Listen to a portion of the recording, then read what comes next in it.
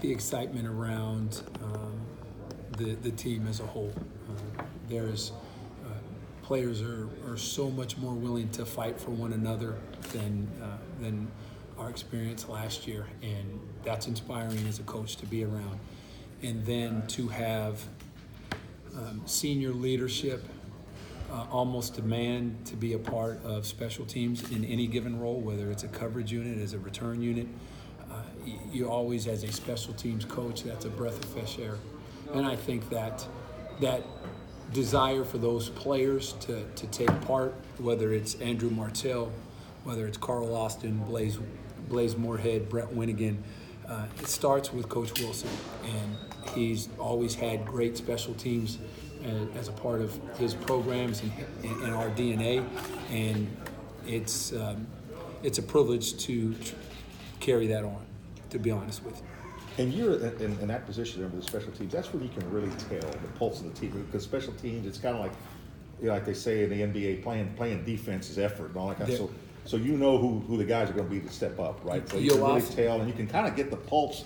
Your teams are probably you probably have the pulse of the team, with those guys. They can tell you more or less where that team's going, huh? You hear many special teams coaches will talk that you can see or identify the character of a team in two units. The identity, or the character of your program can be revealed in your field goal unit, because nobody signs up to do that. Right. Nobody says, hey, I want to be that wing on your field goal, because that's a very difficult job, and your field goal block unit. Mm-hmm. If you look at those two units, the effort and enthusiasm in which they take the field and carry out their particular assignment, that's who your team is. Yeah. And on Sundays, Coach Wilson and I will often show him the first field goal block, the first time that unit takes the field, and we'll show them the last, because you shouldn't be able to see a difference. Yeah. You should see that first snap that field goal unit or that field goal block unit is on the field should be identical to that last snap, and that's who you are.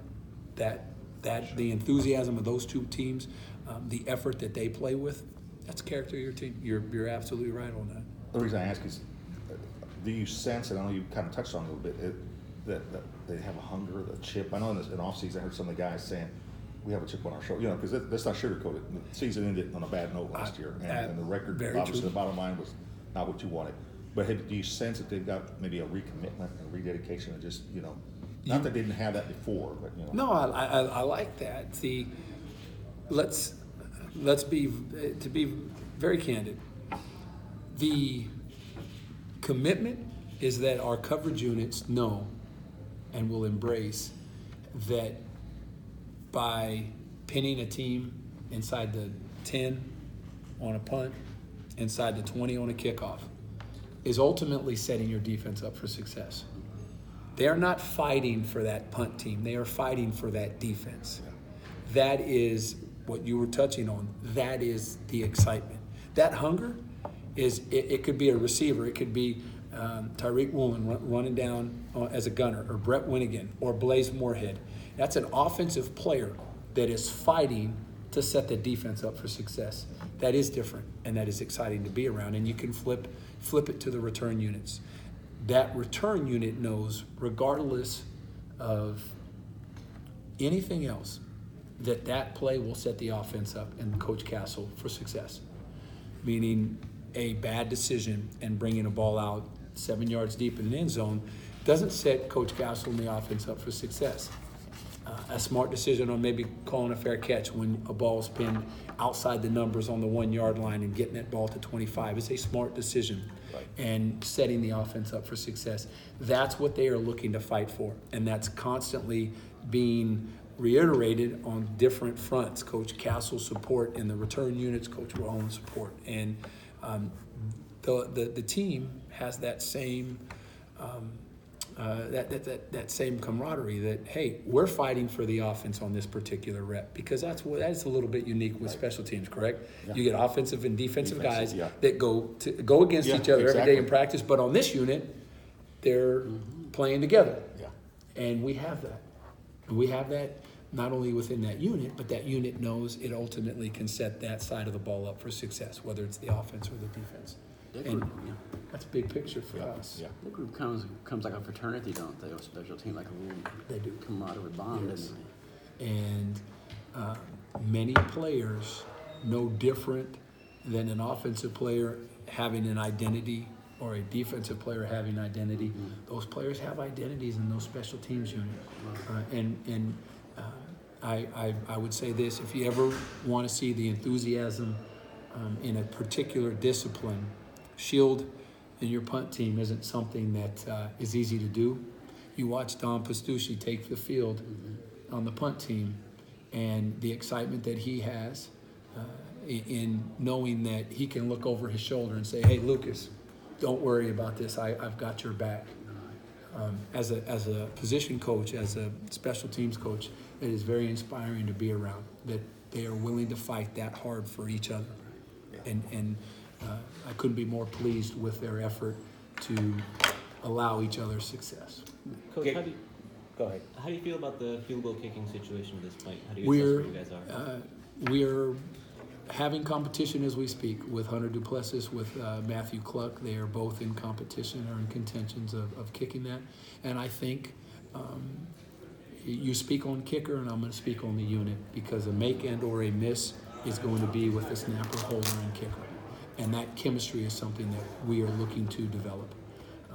It's not, a make is not on the kicker, a miss is not on the kicker. It will be that unit, that motor, so to speak. And we have some, we'd like to establish that chemistry, and I think that's what we're seeing right now. And before the scrimmage, Coach Wilson was talking with that unit and giving them an opportunity to have some success, to kick some field goals within the scrimmage, not necessarily scripted. And I think Hunter Duplessis, for that opportunity, that's what he needs. I think Matt, to put them in front of the team, because kicking, you go out there and you're practicing, you put a ball on a stick. It's a lot different sticks, and you practice and you kick. It's a lot different than kicking in front of the team.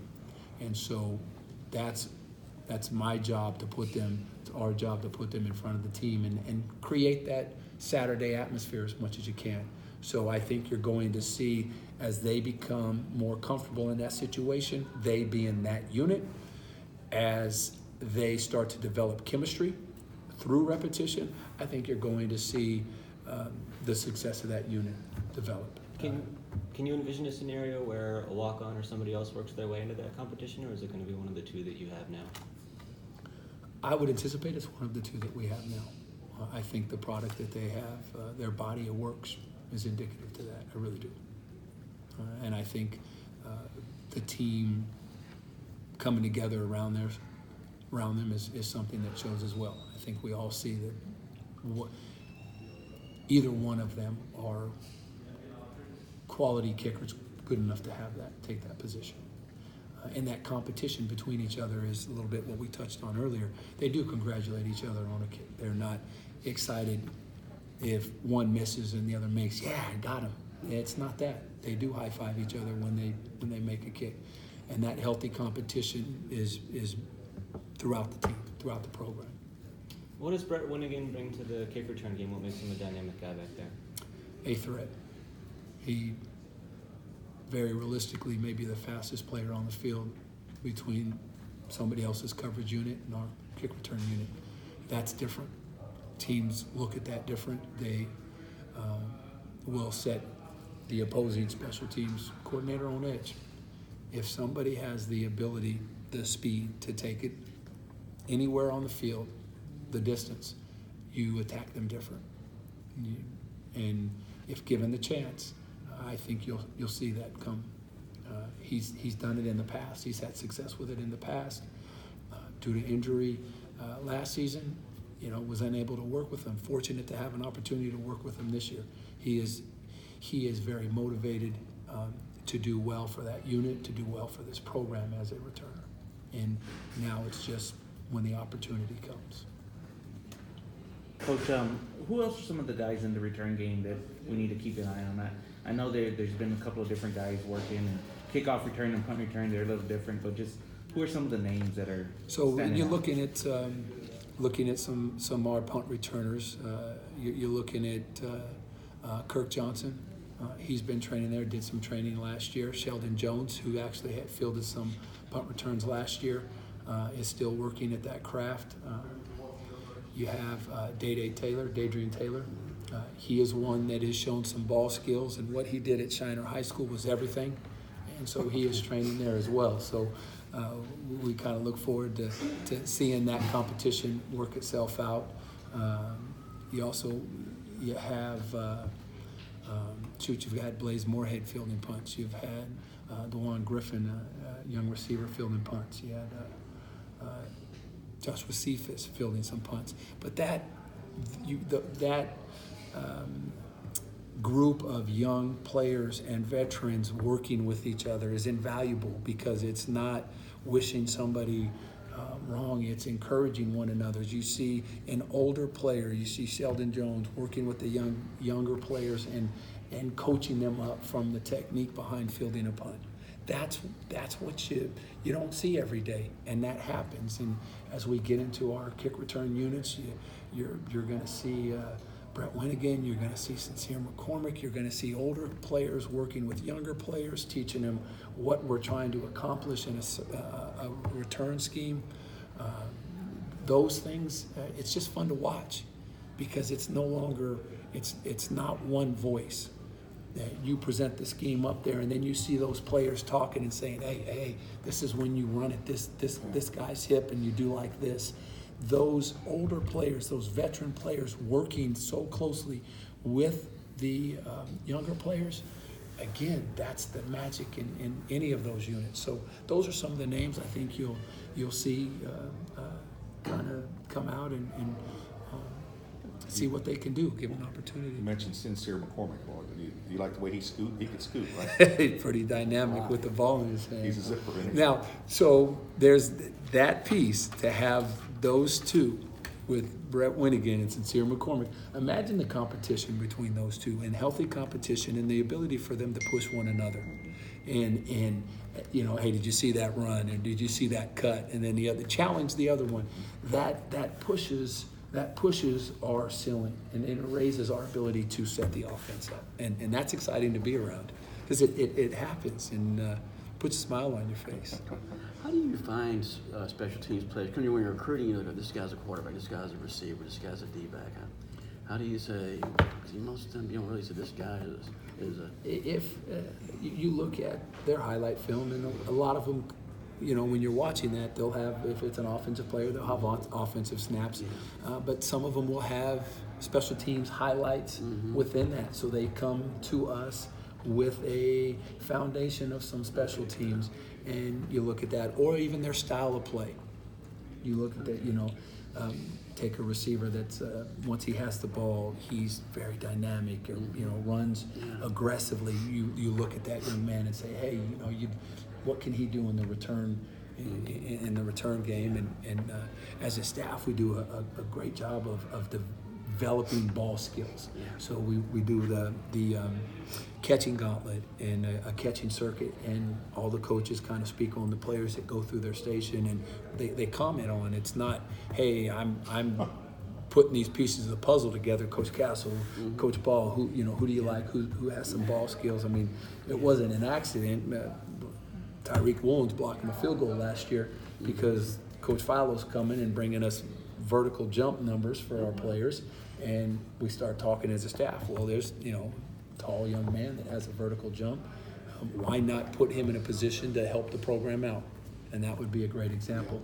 And so it's kind of a collective conversation that we have as a staff on, hey, why don't you take a look at so-and-so on this unit, because it looks like he might fit. From Coach Rollins and the defensive staff to Coach Castle and the offensive staff, they all have a voice in it. And again, that voice is, I think, what the players feed off of, because it's not just one voice. It's all coaches having a piece of that puzzle. So you kind of set the example as a staff, and then there are no players that